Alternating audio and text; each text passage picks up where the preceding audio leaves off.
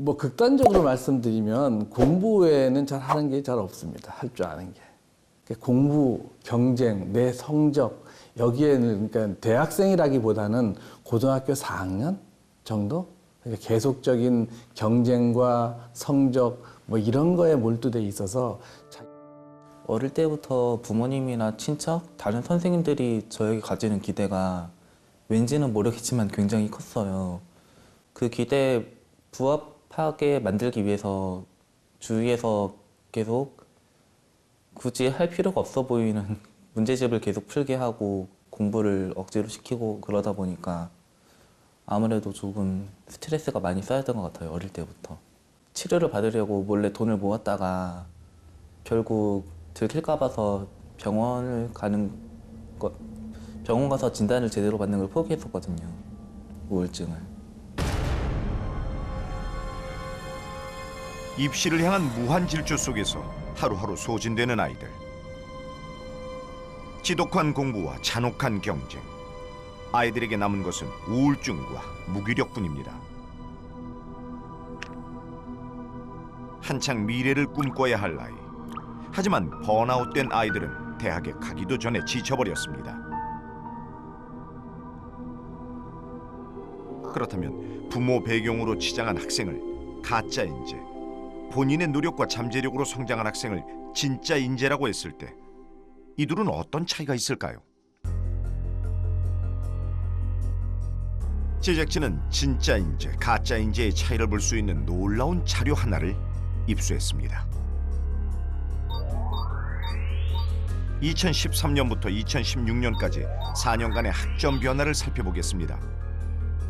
입학 당시 가장 우수한 성적이었던 영재고 아이들의 학점은 갈수록 하락하고 꼴찌였던 일반고 아이들은 영재고 학생들을 무섭게 추격하여 대학 2학년을 마칠 즈음에는 완전히 역전하게 됩니다. 높은 학비 부담으로 부유한 학생이 다수인 영재고는 사교육과 선행학습을 등에 업고 처음엔 앞서기 시작합니다. 하지만 이 효과는 오래가지 못합니다. 수업이 어려워지는 2, 3학년 무렵부터 부모 배경이 아니라 학생 본인의 노력과 잠재력이 빛을 발하기 시작하는 것이죠.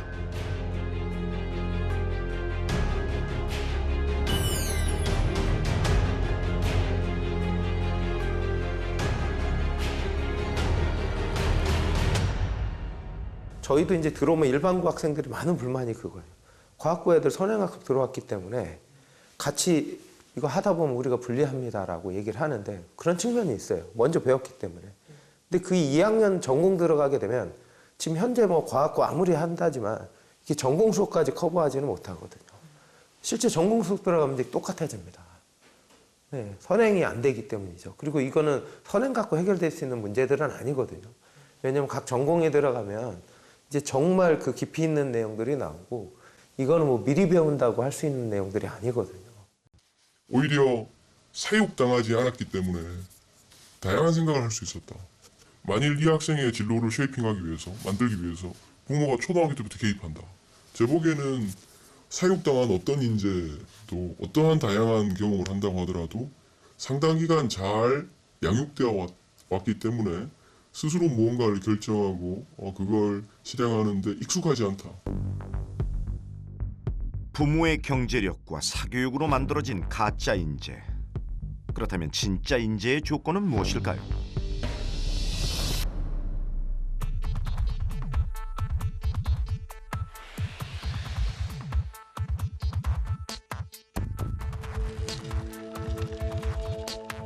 미래를 이끌어갈 창의적이고 혁신적인 과학인재 양성의 목표인 이 이공계 대학은 최근 깊은 고민에 빠졌습니다.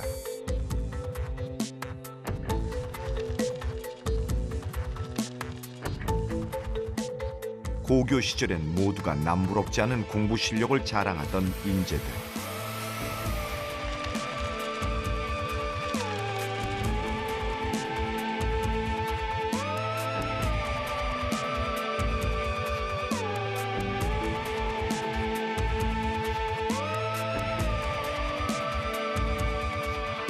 시험과 학원, 학교와 독서실이 전부이던 학생들은 어떻게 꿈도 없고 목표도 없는 공부하는 기계로 변해갔을까요?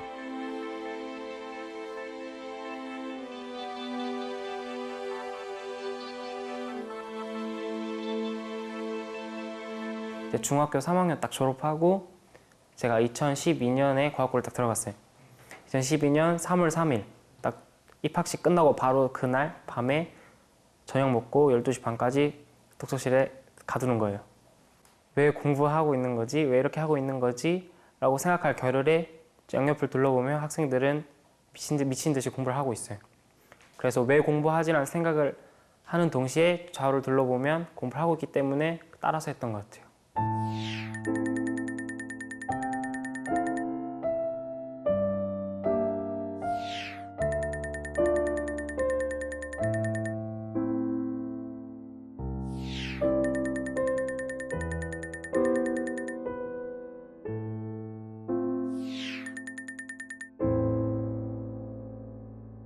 과학고에 와서 너네가 과학에 대해서 뭔가를 배울 것 같고 연구에 대해서 뭔가를 배울 것 같지? 아니야. 너희는 지금부터 대입을 향해 달려갈 거야. 라고 얘기를 하시더라고요. 공부라는 게 내가 하고 싶어서 하는 게 아니라 그냥 주어졌으니까 하는 거지 라는 게 되게 짧은 시간인데 엄청 효과적으로 학습이 된 것 같아요. 그래서 대학 와서 다시 그걸 되살려내기가 힘든 것 같아요. 중학교 때는 어쩌면 어렸을 땐 했었던 그런 것들. 과학에 대한 흥미를 잃어버린 과학고 아이들. 우리는 그 결과를 OECD가 주관하는 피사 시험을 통해 확인할 수 있었습니다. 과학 점수는 최상위권에 있는 한국 학생들. 하지만 과학의 즐거움 지수에선 OECD 평균에 한참 못 미칩니다.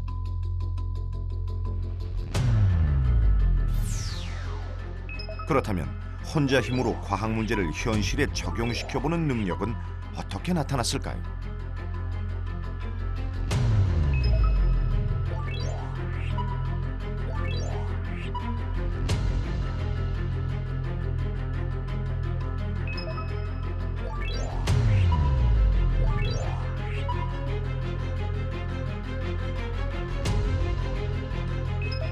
과학의 즐거움도 혼자 힘으로 해나가는 능력도 떨어지는 한국의 아이들. 왜 이런 결과들이 나왔을까요?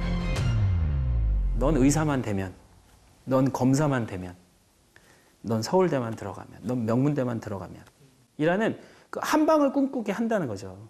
목표 주사라고 하는 그 목표 주사를 맞으면서 버텨왔던 거예요. 저 목표만 넘으면, 저 목표만 넘으면. 근데 그 목표 주사가 없어지니까 약효과도 떨어지는 거고 대학교 들어오면서 모든 걸 자기가 알아서 해야 돼요. 아무도 안 가르쳐줘요.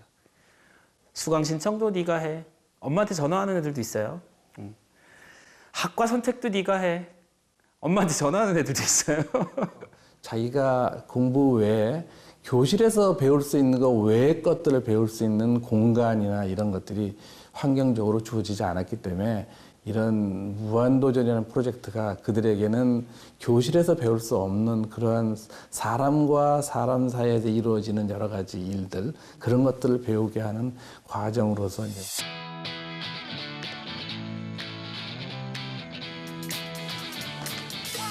가방에서 꺼내는 물건들이 심상치 않은데요. 과학 공부나 실험과는 거리가 멀어 보입니다.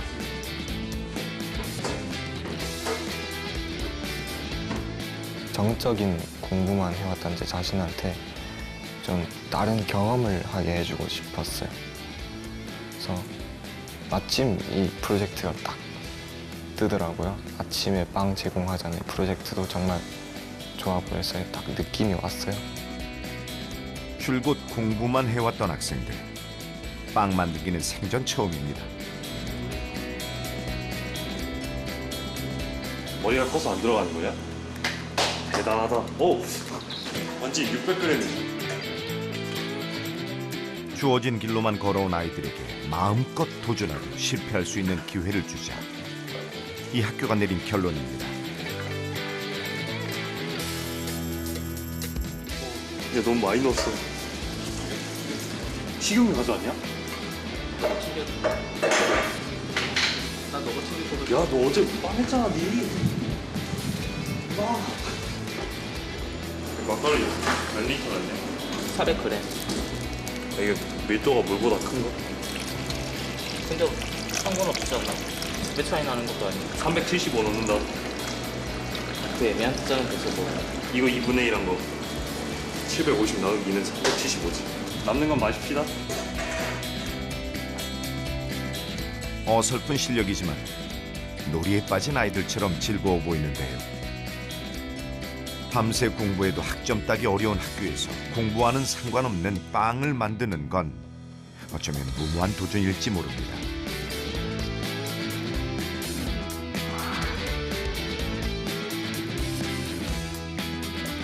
그런데 이 학생들은 왜 도전 과제로 빵을 만들게 됐을까요? 처음에 저희가 빵을 만들어 보자고 이야기를 하다가 그러면은 좀 더 의미 있는 일을 해보자 해서 아침에 빵을 나눠주는 게 어떨까 하고 생각이 나왔어요. 사람들이 먹고 아침 수업을 좀 더 집중력 있고 기분 좋게 들으라고 하자는 의도로 만들게 되었어요. 기대 반, 걱정 반. 친구들의 반응은 어떨까요? 내가 만든 아무런 말도 없지. 여백이야. 심지어 소금조차 안 들어가 있어.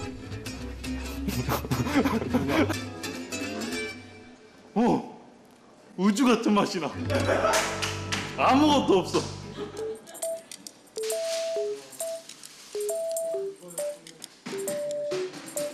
평생 자신만의 공부를 위해 달려왔던 아이들이 밥을 굶고 1교시 수업을 듣는 친구들을 위해 준비한 아낌없이 주는 빵. 메뉴는 SNS를 통해 친구들에게 사전에 공지합니다.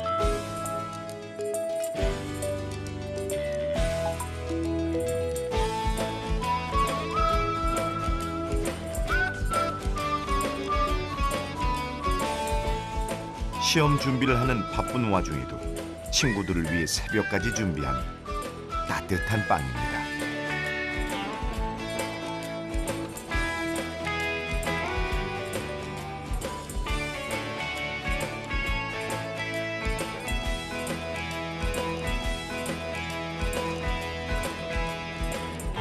전공과 상관없는 딴짓을 하며 이 아이들은 무엇을 얻었을까요?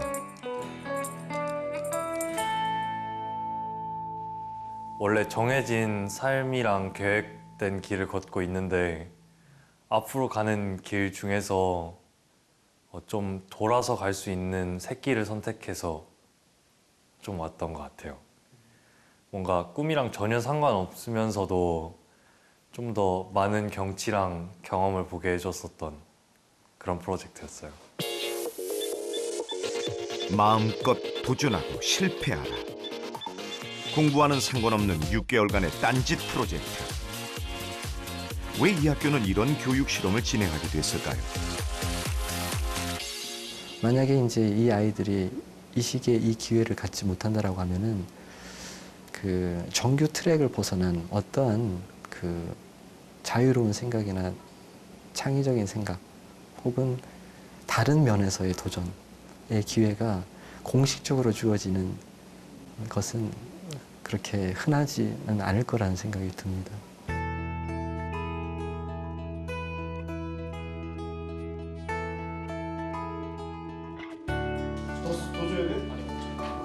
프로젝트 기간 중에 어김없이 찾아온 중간고사 기간. 대학만 가면 장밋빛 미래가 펼쳐질 줄 알았지만 여전히 이곳에서도 1등부터 꼴찌까지 성적 경쟁은 치열합니다. 말 그대로 고등학교 4학년의 연장인 셈이죠.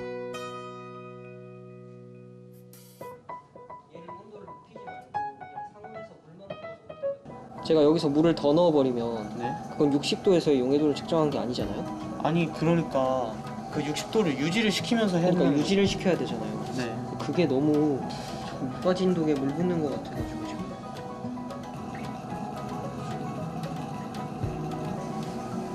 일단 좀 더 넣어볼게요. 다 안 녹았으니까. 한참 실험에 몰두하고 있는 친환경 사운딩 로켓 개발팀. 환경에 무해하면서 성능 좋은 로켓을 만들겠다는 각오인데요. 딴짓을 하는 틈틈이 시험 공부도 해야 합니다. 지금 시간이 몇 시인가요, 지금? 지금 시간이 1시 51분인데요. 새벽? 네. 실험하다가 남은 시간에 시험 공부하고 그러고 있죠. 보통 학생은 공부를 하는 게 본분이고 뭐 그러니까 딴짓하지 말고 공부해라 그렇게 얘기를 하시잖아요. 그런데 어쩌면 그 딴짓이 실제로는 그런 소위 말하는 의미 없는 딴짓이 아니라 뭔가 의미 있는 딴짓이 될 수 있지 않을까 해서 딴짓을 많이 하자. 아 잠깐만요. 여기서 전공에서 좋은 성적을 받고 연구원이 되는 게 정해진 코스. 지금 기울기가 어떻게 돼요? 하지만 학생들은 하고 싶은 일이 뭔지 조금씩 알아갑니다. 입시에 치여 잊고 있던 꿈과 열정을 찾아 나서기 시작했습니다. 실패가 뒤따르는 도전. 딴짓이 그 출발점이 되고 있습니다.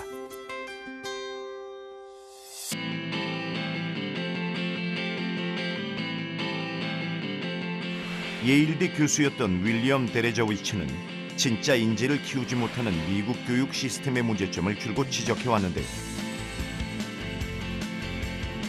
그의 저서 똑똑한 양떼는 미국 사회에 뜨거운 논란을 일으켰습니다. 명문대에 들어가기 위한 치열한 입시 교육이 양떼처럼 순응하는 가짜 인재를 길러내고 있다는 게 그의 주장. Listen, if you do something every waking minute of your life, starting from when you're a little kid until you're 18 or 20, you're going to be great at it. You are going to be excellent, and they're excellent at taking tests. They're excellent at writing papers. But sheep, in the sense of not only not being able to direct themselves, and people will tell them what to do, but sheep can, when they start to panic, right, they'll all run in a certain direction. And that's what I see, again, what I see with what I saw with my college students as they start to get towards the end of college and they're thinking, what am I going to do? There are just 3 or 4 direct law, medicine, finance, consulting. I'm going to run with the herd in that direction without thinking about why they're doing it. 미국 엘리트 교육의 상징인 아이비리그. 엄청나게 비싼 학비 부담 때문에 부모의 경제력은 필수적인 조건이죠. 또한 부유한 부모가 명문대 입학을 위해 어릴 때부터 아이들을 정해진 코스에 따라 키워나갑니다. 이 때문에 공부를 잘할지는 몰라도 창의적이고 비판적인 사고를 할 수 없는 부모에 의해 키워진 양떼들이라는 것입니다. And I described students today and myself as sleepwalkers or zombies because we're just going along without thinking about where we're going. We're just doing the next thing that the grown-ups tell us to do. To me, it's about developing the courage to not only make the safest choice. And that can often mean the courage to defy your parents.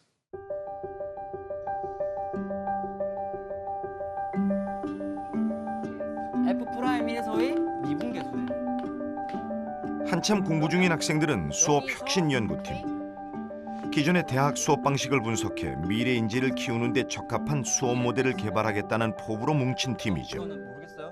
지금까지 워낙 그냥 휩쓸리듯 살아왔다는 생각이 들어요. 제가 막 뭘 하고 싶어서 이걸 선택하고 진짜 뭐 이게 공부하고 싶어서 공부하고 뭐 이런 게 아니었다는 생각이 들어요. 근데 이 프로젝트가 어쨌든 제 자유로 선택한 프로젝트고 이게 뭐 결과가 나중에 어떻게 나올지는 잘 모르겠지만 뭔가 이제 앞으로 어떤 힘든 일이 닥쳐도 해낼 수 있다는 자신감 그리고 저의 성장 이런 거를 얻을 수 있을 것 같아요.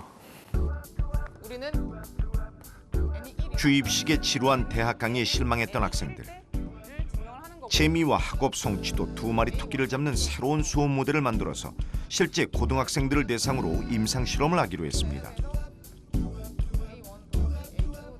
이 값은 결국에는 2로 수렴을 하는데 이걸 모르겠다는 거잖아요, 맞죠? 제가 궁금한 거는 제가 논술 풀 때 그렇게 그림을 그려서 설명하면 되는 거예요? 아니면 그러면은 한 가지 질문이 있는데 이걸 기납적으로 하지 말고 그냥 기류법으로 생각해요. 멘탈이 나갔을 때 맞아. 멘붕했을 때 생각했죠 능력. 맞아. 그래서 조금 더 수업 더해서 설명을 정제하는 게 있을 것 같아요. 준비할 수 있어. 아주 잘 준비될 거예요. 실제 대학 수업에서 교수님들이 진도를 조금 그냥 중시하세요. 그래서 굳이 진도보다 더 중요한 것이 학생들과 교수의 상호작용이다 아니면 학생 동기부여다. 지금까지 배우던 학생 입장에서 이제 가르치는 교사 입장이 돼야 하니 말투부터 신경 쓰이고 챙겨야 할 게 한두 가지가 아닙니다. 오랜 준비 끝에 드디어 첫 임상 수업의 날이 다가왔습니다.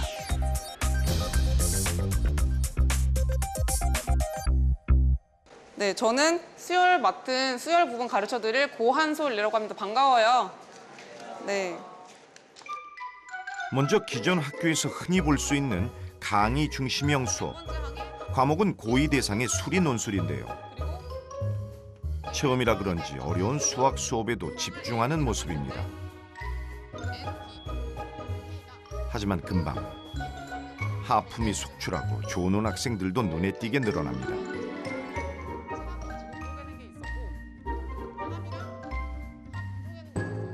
잠깐 10분 정도 쉬고 다시 수업할게요.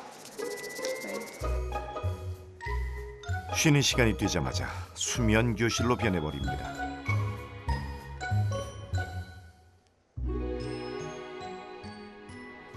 아, 이런 탄식만 계속 나오고. 근데 또 되게 못됐다고 생각이 드는 거는 초반부에서 후반부로 진행이 될수록 조는 아이들이 늘어났는데 그거 보면서 성공이다라는 마음이 일각에서 들어가지고 그러니까 그런 마음 때문에 더 죄책감이 있는 것 같아요. 사실은 성공이다라는 생각도 했어요.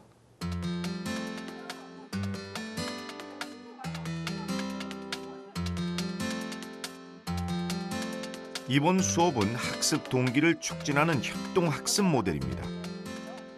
일방적인 주입식 강의가 아닌 학생들의 참여와 협동으로 문제를 해결하는 방식이죠. 저한테 힌트 달라고 하세요. 얼마든지.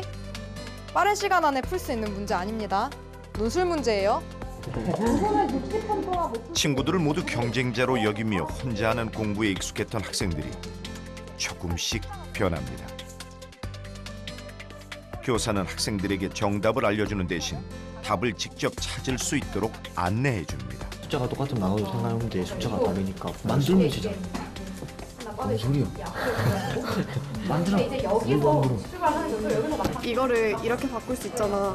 시간이 갈수록 놀라운 변화가 생깁니다. 학생들이 서로 협력하며 같이 문제를 푸느라 교실은 시끌벅적해진 것이죠. 2009. 감사합니다. 수고하셨어요. 네. 오늘 가서 꼭 복습하세요. 이 아이들이 4년이라는 이 쥐스트 생활을 하는 동안에 정말 많은 실패를 해보도록 하게끔 하는 게 목적이었어요. 무한도전에서 니네가 한번 도전하고 싶은 거 다 해봐라. 사실 내심으로는 다 안 될걸? 이게 목표였어요. 이걸 미리 알고 세상에 나가면 더 창의로운 애, 더 적극적인 애, 더 뛰어다니는 애가 될 텐데 이걸 모르고 나가면 움츠러들고 한 번 실패하면 움츠러들고 한 번 막히면 답이 없어요. 창의라는 게 없죠.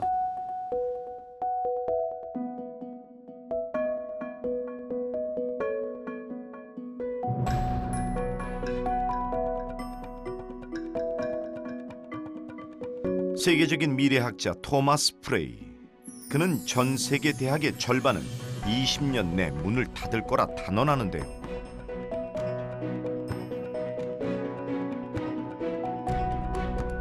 그가 꼽은 미래의 유망 직업 50가지를 볼까요? 유산 관리자, 기념비 디자이너, 대학 해체자, 처음 들어보는 낯선 직업들. 4차 산업혁명이 이끄는 미래 사회엔 어떤 인재가 살아남을까요? Somebody who is the key skills for the future will be people that are resilient, that are flexible, that are very driven, that are very resourceful. Well, we don't do it by just putting everybody in the same class. That I think works against us. I think it's important that we create this hyper-individualized education system that works on the interests of the students at the time that they're interested in it, learning at a pace that they're comfortable with learning, and with topics and surrounded by people that can help them, coach them, and encourage them rather than to browbeat them if they're doing things poorly. 미래 인재의 조건은 다양합니다. 분명한 건 부모가 대학 입시를 위해 디자인해온 아이들은 진짜 인재와 거리가 멀다는 사실이죠. 아프니까 앞방이다. 창의적인 미래 인재 양성을 목표로 시작된 무한도전 프로젝트. 생전 처음 마음껏 딴짓에 도전했던 학생들. 6개월 동안 목표를 이루기보다 실패가 더 많았습니다. 그 시간 동안 학생들은 인재가 되는 길을 찾았을까요? 6개월 전까지만 해도 그냥 가짜 인재라고 말했겠지만 지금은 진짜 인재라고 말하고 싶어요. 열정도 있고 이제 뭘 할 수 있을 것 같은 이제 그런 느낌도 있고 뭐해서 뭐 취업도 못할 수도 있고 백수가 될 수도 있겠고 뭐 연구도 못할 수도 있겠지만 저는 그래도 지금 이 순간에는 저는 매일매일 더 나은 사람이 되고 있고 모두 다 가짜 인재일 수 있을 것 같아요. 모두가 다 가짜 인재고 그냥 진짜 인재는 가상의 그런 것이고 다들 이게 되려고 이렇게 자기 길을 가고 그럴 것 같아요. 제 생각. 전 진짜 인재가 되고 싶은데요. 그러니까 저 그 중간 어디쯤에 있지 않을까요? 진짜 인재냐 가짜 인재냐 이렇게 물어본다면 아직은 가짜 인재다. 근데 진짜가 되고 싶다. 이렇게 말할 것 같네요.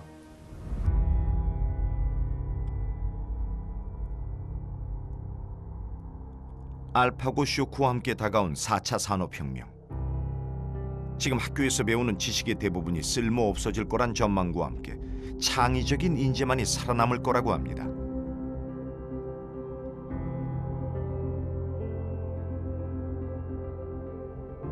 하지만 오늘도 학원을 돌면서 대학 입시에 매달리는 게 우리 학생들의 현실.